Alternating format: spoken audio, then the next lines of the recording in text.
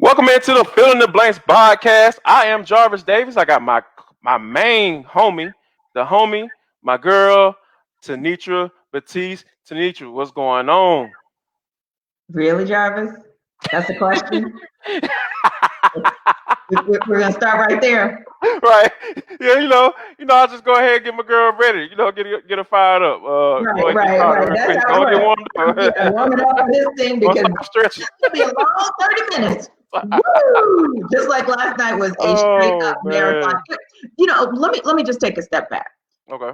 Before, in terms of how we got to even a 9 o'clock kick for the Falcons, because I think that you really got to give the league a ton of credit for shifting things around as far as, what went down with the Titans-Vikings that led to the Titans and Steelers rescheduled to week 7, what went down with the Patriots-Chiefs, Cam Newton rescheduling that game to last night, and just constantly making sure that the protocols are tightened up, having conference calls and everything. The reason I say that, Jarvis, is I think you got to give credit for the shifts that teams that actually had serious obstacles to overcome outside of their control, what they were able to do last night. The fact that the Patriots even scored 10 points after having to travel on game day is still a testament to fortitude. But I'll be interested to see what happens, how this shifts. Does this impact bye weeks? Does this extend the regular season out a week or two? Does this shift the post-season or playoff schedule for us? But I just wanted to say, even watching the game before the other game was exciting because to see the league be able to shift and at least figure out how to pull off that key game, we know that's going to be a key matchup even on the AFC side as they decide seeding towards postseason. I thought that was excellent for the league. Yeah, I think the NFL has got this thing figured out for the most part. And when you think about how they've been handling all of these situations, we knew that they were going to come about.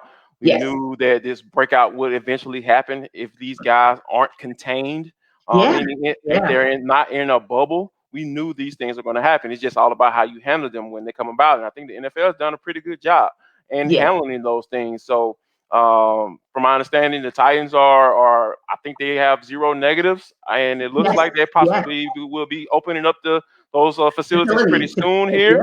So that's a good thing. And Cam isn't showing any symptoms as of right now, so that's a good thing as well. So because I just didn't want Cam.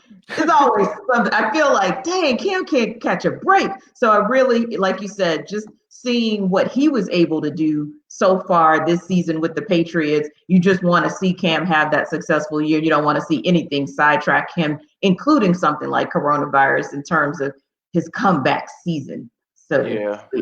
So we know, even though that's encouraging, what the NFL is doing, what's discouraging is what the Falcons are doing. And before we get into the whole fire Dan Quinn and all that stuff, let's talk about the actual game. And I thought you brought a great point as far as what's the most discouraging thing that you saw and what's the most encouraging thing you saw. I know for me, the most encouraging thing was Kendall Sheffield. I thought he played a really good game. I thought he showed why the Falcons had all the confidence in the world that he can be a number one guy, not a number two guy, but a number one guy. So I think that the way Kendall Sheffield played, I thought that was probably one of the more encouraging things on my end. What about you? Agreed. And it was good to see he didn't have the yardage that he had in last week's game, certainly against the Bears, but Todd Gurley still showed up. And Todd Gurley still had a solid game, and he ran hard. Exactly. And I love one of the quotes he said in the post-game press conference last night as far as the Matt Ryan block that allegedly sprung him into the end zone. He was like, I was going to score anyway. That's that dog that I've been talking about last week, that I've been talking about all week. Like, he just has that killer instinct. I was never worried about his mental going into last night's game and if there was going to be a hangover from Cowboys and from Bears. And he showed that. And so to me, Todd Gurley was my most encouraging, sort of exciting piece there, so to speak. But I have to co-sign with you on Kendall Sheffield. It was so good, especially when you started seeing what ended up happening with Jalen Hawkins and what ended up happening to Demonte KZ, it was really encouraging to see Kendall Sheffield, A, be back, and A, be back at chef. I don't think people understand how significant that injury was for Demonte KZ, because when you think about it, he's in his 4th year. He wasn't a first-round pick, so that means this is a contract year for him. And for him to tear his Achilles, Dan Quinn confirmed it. There was a report that came out earlier about him being done for the year, and Dan Quinn confirmed it today, not too long ago. Yes. It just sucks, man. It just sucks for him as an individual, because you talk about a guy coming out of San Diego State, playing cornerback, and the coach saw something in him saying, hey, you could possibly be a starter in my system at free safety. And he did nothing but lead the league in interceptions when he got his opportunity, and being that ball hawking type guy that Dan Quinn needs. I'm not going to say put him in the same sentence as Earl Thomas, but I'm saying he is a guy that could get those turnovers when he has those opportunities. And that's all you ask for in a zone type defense that Dan Quinn likes to run. But let's kind of switch over to the most discouraging thing that we saw. And I think for me, wow, where do I start? Where do you begin? Like when you think about what it was, how this game ended, right? Let's put it in perspective. Aaron Rodgers ended up with 30 points. Yes. He put up 30 points. He came into the game scoring 40. Right. So if my offensive mindset as an offense is Dirk Cutter is the play caller for this team. Yes. We at least need to be able to score 30 to even have a chance to come into this game. There's no way you came into this game like, oh yeah, if we get 3 touchdowns, we'll be fine. Right. No way. No. This team was putting up 40 points a game. Yeah. That's not a misprint. I did not make that up. Those are actual facts. That's facts. So I think the most discouraging thing for me, it has to be that offense as a whole, and from the Matt Ryan not being able to hook up with Calvin Ridley. Yeah. Anytime you see Olamide Zaccheaus leading the team with 8 catches and 86 yards, like that's ridiculous. That's absolutely ridiculous. Yes. And I want to piggyback, because I feel like we're going to end up going back and forth, Jarvis, because there are going to be things you say that make me say, you know what, you're absolutely right. Things I say, because there were. And listen, we're not being negative people. We're just stating facts. We're just being real. You go back and look at the tape. We're certainly not being negative. But let's break down a couple things that you've said, Jarvis. First of all, yes, I'm going to give my discouraging to the offensive side. Like, I'm not going to even touch on defense yet, because they did come into the game the most decimated, and then they left the game the most decimated. So I'm going to lay off them for a minute and hit the offense. Because in the absence of a healthy Julio, a completely healthy Calvin Ridley, you still allegedly had a healthy Russell Gage, who you get a third down, you convert a third down with him in the slot, right? And the Packers have been known to have challenges with slot receivers. So why weren't you going back to him? And yeah, I get it. You went to Hayden Hurst a little bit more, but to me, you still didn't go to Hayden Hurst enough. I need you to keep going to Hayden Hurst and feeding him until he's full. Don't just do it a couple times and then, kind of go away from it. But let me just throw this out there. Okay. I've heard the word execution thrown out there a lot on offense. The execution wasn't there. I will still throw out a little bit of a question on effort. I'm going to say this bothered me. Aaron Rodgers, and you make an excellent point about him and kind of comparing and contrasting Aaron Rodgers and Matt Ryan. If Aaron Rodgers is in the low red zone and he sees a window of opportunity to get to that end zone, he's not sliding at the 3. He's not. He is going to take your head off trying to get in that end zone. And that particular play really bothered me, because we don't know that Matt Ryan would have gotten in there, but he would have certainly gotten closer to the goal line than he did on a slide. And those are the types of situations where you say, I know that as long as number 12 is over there getting touchdowns, I need to be over here trying to get touchdowns as well. Field goals, unacceptable. 0 points, unacceptable. But when you got that goal line and you're sniffing it, you got to do what you got to do. I like the block that was thrown to spring Todd Gurley to get his touchdown, but I would have preferred to see that extra effort there. Oh, T, come on now, that was a solid block. Now, like he gave up his body on that one. I got to give him that. Yeah, he gave up his body, but my question is, why didn't he give up his body at the goal line on a slide? When in fact, if that was Aaron Rodgers would have tried to go in for the jugular and get that touchdown. He wouldn't have settled for that slide. And again, I'm not saying that Matt Ryan would have gotten in. I'm simply saying I'm looking at the differences in that particular moment that may have gotten you seven.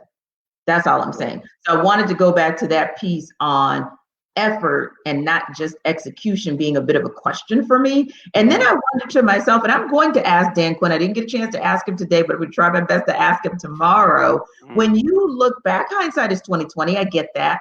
But the Packers made a tough decision, seemingly the right decision, because their tight end went straight off. But they seem to have made the right decision in holding Devontae Adams out, albeit Adams was hot, but it was the right call. Yeah. I wonder, when you look back, hindsight, of course, it's 2020, Julio Jones, you played him, and he barely got through the first half, barely. I'm wondering about Calvin Ridley's health as well, because I'm wondering, was that just some miscommunications, some hurrying and some quarterback hits on Matt Ryan that may have resulted in some errant throws, maybe even some short throws, but I'm still wondering what's going on with Calvin, with Calvin Ridley. And finally, just to wrap up that piece, because we need to go back and forth because we got a lot more to unpack as it relates to what was disappointing and discouraging for us. I still didn't totally like the play calling. And let me explain something to you. It kind of reminded me, when I looked at what Matt LaFleur and Aaron Rodgers decided to do, did I like what they did coming out of halftime, going 3 and out and deciding to run? No. But I figure Matt LaFleur is probably trying to see if he can establish the run just a little bit more, but also doesn't hurt to eat up a little clock. And I can play a little bit conservative because I know at any time my team can flip the switch and get me points, which is exactly what they did. So I was okay when at first I had some questions on play calling, but then I didn't have questions on play calling. Still was disappointed with what I saw in play calling on offense. Yeah, and that's the thing that we've been questioning ever since Dirk Cutter came into the fold. And I will continue to pound the table on this. I'm pounding my table as we speak. Dirk Cutter should not have been brought in here. Here's why. Because they are making him run the quote-unquote Falcons offense. And that is so Falcony. I had to steal that for you. And that is so Falcony to be able to bring in a guy who is 20-plus years in the game and calling plays, all the experience in the world, and you're making him call plays that's something that he's not used to doing. He's not used to running a Kyle Shanahan style offense. He's not used to doing that. Let him be Dirk Cutter.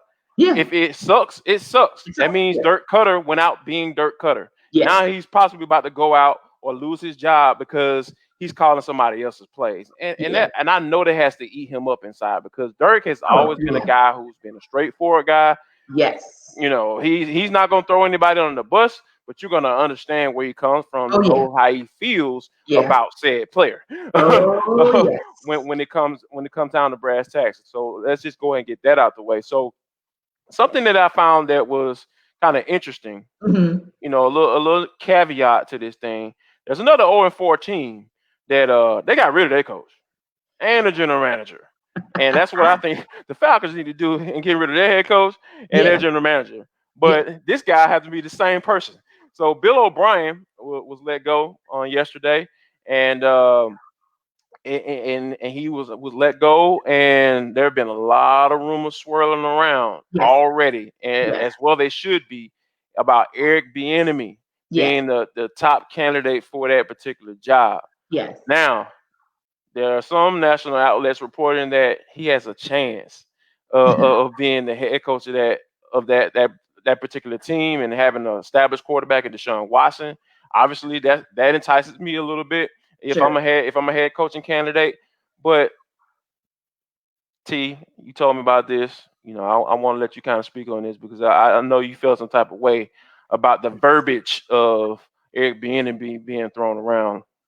Yes. And you use the perfect word, Jarvis, chance. So when I look at African-American coaches in the NFL, I think about this quote that a buddy of mine told me, chance versus opportunity.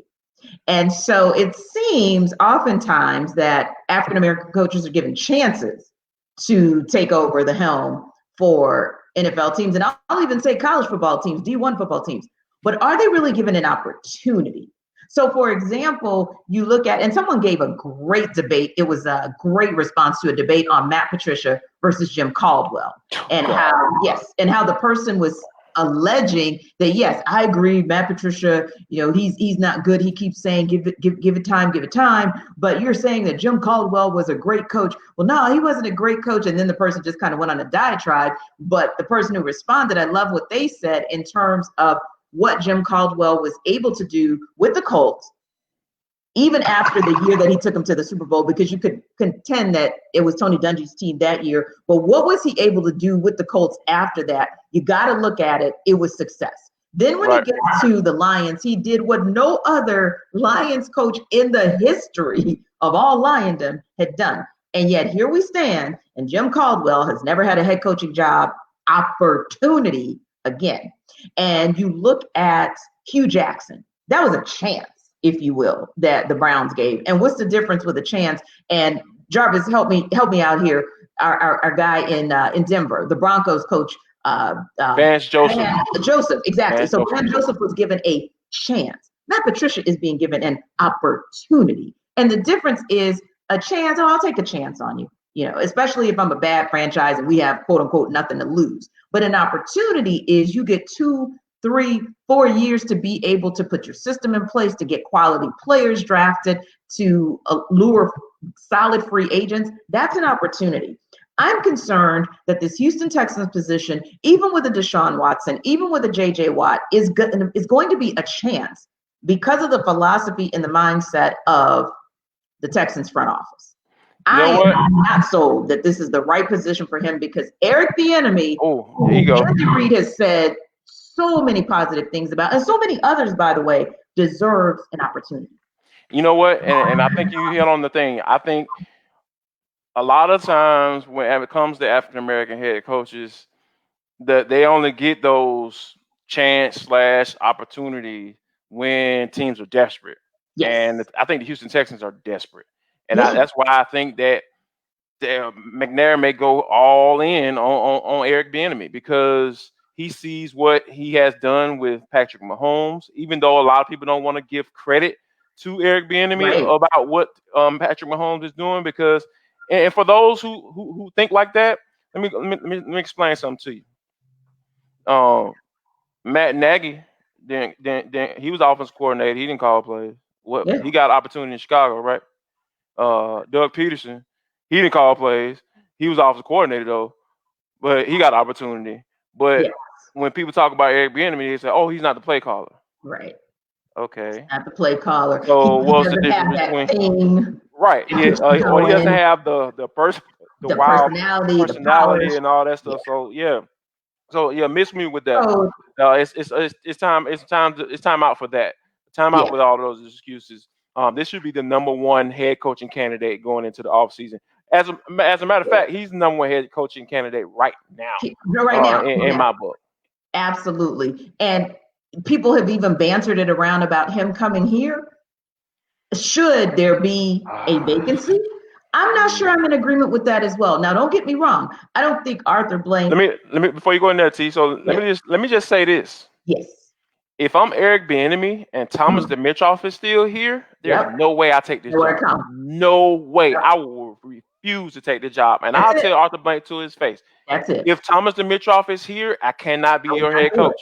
No, if you want me, I need to get rid of him. Right. Because Thomas Dimitroff would be a chance that Eric Bieniemy would be given. Get him a new GM, and that tells me you're giving him an opportunity. And I don't doubt, I actually, in this space, would trust Arthur Blank to be giving Eric Bieniemy truly an opportunity. I don't think his front office or he is a clusterfuffle compared to what is going on with the Texans. However, I need to see a little bit more, and maybe what happens with the rest of this year, whether Dan Quinn stays, if he goes, who's the interim, what do they do with Thomas Dimitrov? Maybe that'll be the thing that informs Eric Bieniemy. Should he be considered a top candidate for this job or even offered the job? Should he actually take the gig? Because I'm not convinced at this time. I just want the guy who has been bantered around for the last several years as the top head coaching candidate, but does not get the opportunity. I just want him to get his fair shake. Now, if he gets his fair shake and he shows us that he wasn't ready,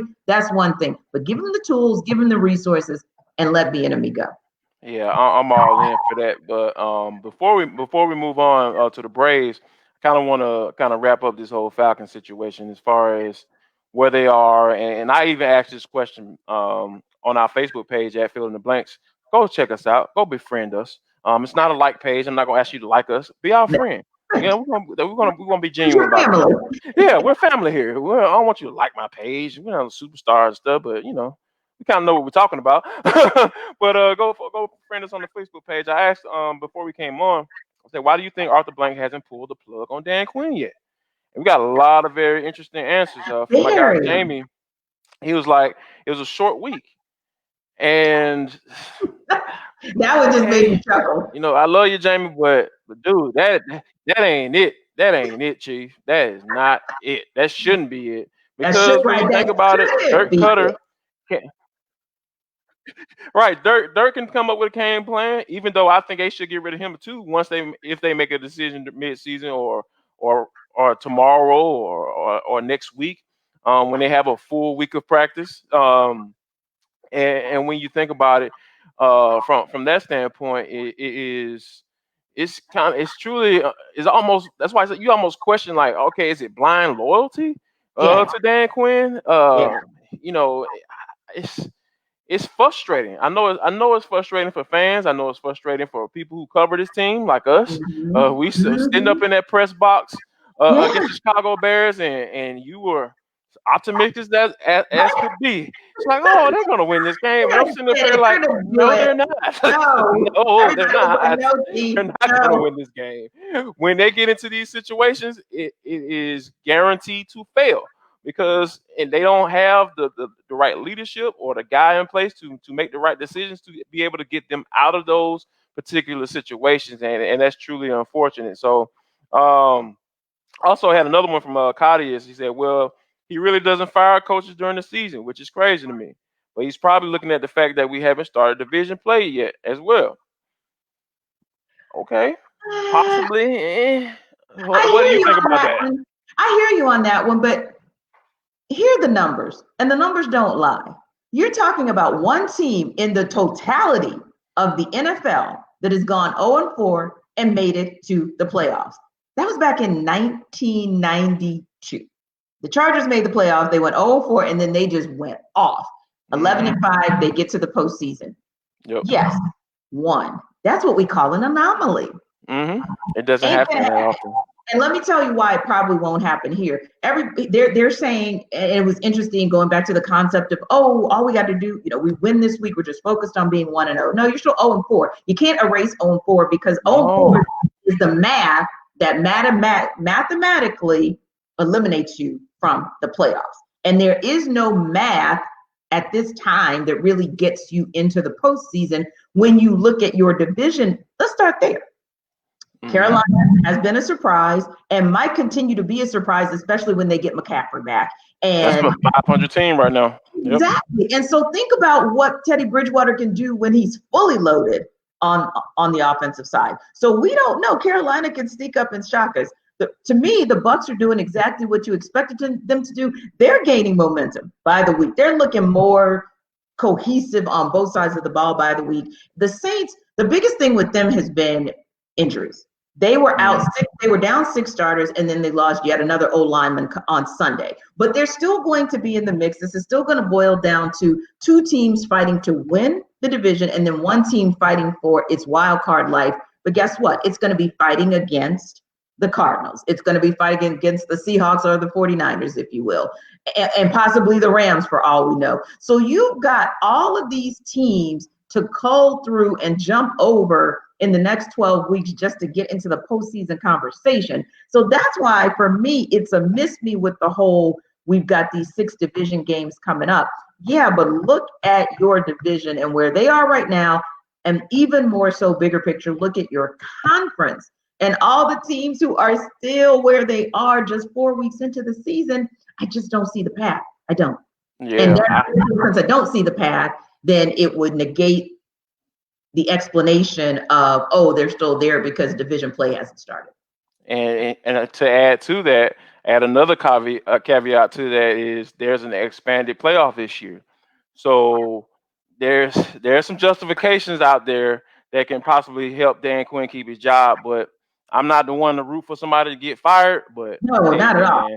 The proof is in the pudding. That like who this team is, we've seen it. We've seen who this team is, and they've been consistent with that, and that's consistently should get you let go. Yeah, because Jarvis, you shouldn't be. You and I, like you said, have been covering this team for several years now, and I was even listening to the press conference last night and this afternoon, and the same issues. Lack of efficiency on third down, not getting the run game going early, not being able to finish on defense, not being able to put in a complex defense, having to simplify things, not having the right personnel to be able to stop the likes of Aaron Rodgers or any mobile quarterback. We've been having this conversation. Winning the time of possession battle by a minute last night, but not doing anything with the ball when you have the time. And clock management. Clock management might have been the only thing that we didn't see yesterday, but it was because at so many moments in time for the game was over before it started. So it's not that clock management wasn't an issue last night. It was just a non-factor. Yeah, and it's truly unfortunate. So, but I think the only thing right now, everybody's in wait and see mode, even Arthur Blank. And we have to wait and see what he's going to do. Because if they go out there and lose to Carolina, what is going to be shown that we haven't already seen before? So what's the difference? Oh, they got a full week of practice, so now it's okay to fire them. I'm not into that. If that's the case, if you gotta justify it that way, you might as well let them ride it out for the whole entire season and then start fresh once week 16 is over with and done. So, speaking of a team that's not over with and done, how about this? The Braves just tied it up in the 7th inning. Austin Riley just scored, so it's 4-4 in the bottom of the 7th with 1 out. So the Braves trying to tack on some runs to get this win, man. Let's get this dub. Yeah, I'm being a fan. Yeah, because the Braves are a team that I grew up watching, and I'm a fan of them. Yeah, so we're gonna keep it all the way a buck around here. So. Yeah, but they're going up against the Marlins. I think it's safe to say that without any homerism or any favoritism going towards the hometown team, that they're probably going to win this series. But the boogeyman has to be the Dodgers, right? Yeah, and that's what I said too. I thought, okay, 6-4 in the regular season, and when you beat them bad. I mean, 29-9 a month ago was like a thing. Like that was unbelievable. And even with the 4-4, that game tied up right now, you're still looking at it like, but the Braves are the host, so that they get that ball in the bottom of the 9th, I like my chances with the Braves.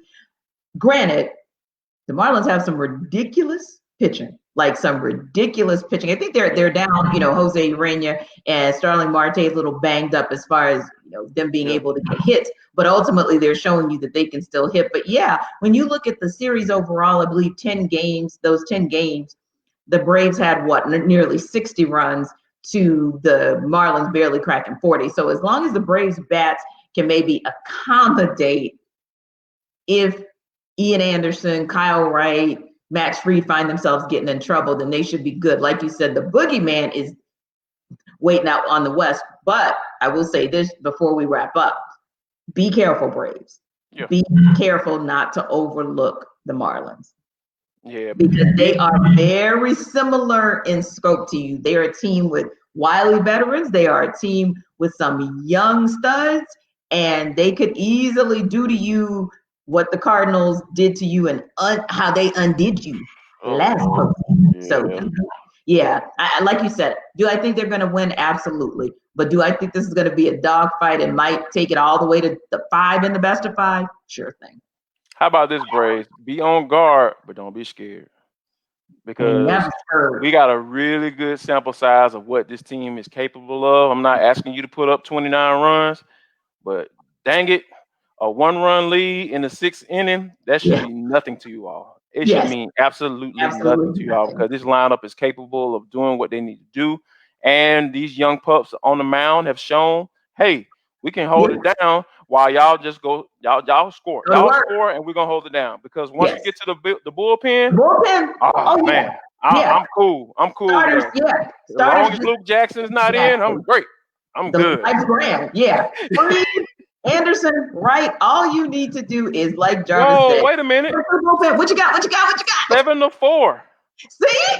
Travis d'Arnaud just went yard. Let's go. Wait, Jarvis, I love the multiple choice for the Braves. Who are going to be tonight? Are we talking d'Arnaud, or I stole this from Jarvis, everybody? Ozone? Is he going to do it? Yeah. Yes, sir. That's Riley. And is Riley going to give it to you on defense? Because, man, did he have a stellar wild card series out on defense. He was, man, he did his thing. So that's the other thing. If you can get it from the Braves with their defensive stops, don't sleep on that part of their game as well. They've been really stellar in defense. So yeah, like we said, 1 run, 2 run. I mean, all right. We just wait. Can I say this before we go? Before I let you do the benediction and we get out of here. Let go. Right. Yeah, you can. Screw Don Mattingly. Screw that dude. I do not like that dude. Because the fact that Ronald Acuna is getting plunked almost every time they play against each other, man, forget you. Yeah. Like, it is ridiculous. Absolutely ridiculous for this man to be continued to get, some consequences or repercussions because you thought he flipped a bat. You know what I'm saying? Like, man, get out of here with that crap, man. I would slap Don Mattingly on sight if I didn't care about life and had kids and was married and all that stuff. I know that's a lot, but if I'll go back to my J-Bo days. I'll turn to J-Bo for my boy nephew, man. I don't like that stuff. So me either. That's dirty play, and you can go somewhere with that, but that's okay. That's okay. You want to play as dirty. What you need to understand, and this is my benediction right here. The benediction comes from the Book of Dogs. And the Book of Dogs states that if you got that dog in you and you come for me when I didn't send for you, we got something for you. So the Braves did not send for you Don Mattingly and the Marlins, but you came for them. So they got something for you. And I really believe that if you have that dog in you, like the Braves do, like I think the Hawks are getting that dog in them too. Trey Young got that thing too. I'm telling you. If you got that, I know you had to squeeze the Hawks mention in there. I see. What it is. Yeah, like you think we're signing off and I'm talking about the Hawks, man. But if you got that dog in you, even in life, Jarvis, there is nothing that can happen to you that you can't shake off or brush off. And even Todd Gurley, I have come to love his post-game press conferences because I'm always waiting to see how many F-bombs, how many sugar honey iced teas I'm going to get. But I say that to say I'm not mad about that because that's that dog in him. That's that will and that desire to win. And that's something that whether you're on the field or off the field, that's going to take you a long way in life. So people, when you go out today, when you go out tomorrow and the rest of the week, bring your dog with you. You got that dog in you, just bring it out and get yours. It's all good. It's all good. All right, don't forget to follow us. That is it for today. That is the Fill in the Blanks podcast. We come on every Tuesday at 4 p.m. Eastern. Make sure you follow us on Twitter. Hit us up on Facebook. Become our friend. I'm not going to tell you to like us. Don't be our friend. Don't request us. I'll accept it. I promise you. And if it takes a little while, just do it again. I got you. Don't promise I'll get you. And also, hit us up on YouTube. Subscribe to our YouTube page. And we are on Google Podcasts. We're all those little stream podcast stuff. Go check us out. We are ready to go. And if you're ready to go, ride with us. Keep riding with us. If you have been riding with us, keep riding with us. Keep it up. You haven't been riding with us. I don't know. It's a little sketchy. But be a bandwagoner. Yeah, we'll take bandwagoners too. Yeah. So for Tenitra Batiste, I'm Jarvis Davis. Don't forget, come back next week. We're gonna have some good stuff for you. We got some stuff coming up for y'all. This thing's starting to get going really good. So and we want to thank all the people who commented earlier on our Facebook question of the week. Also, good stuff. For watching us, checking us out. We'll be back next week. All right. So for Jarvis Davis, I'm Jarvis Davis. She's Tenitra Batiste. We'll see y'all next week. See ya.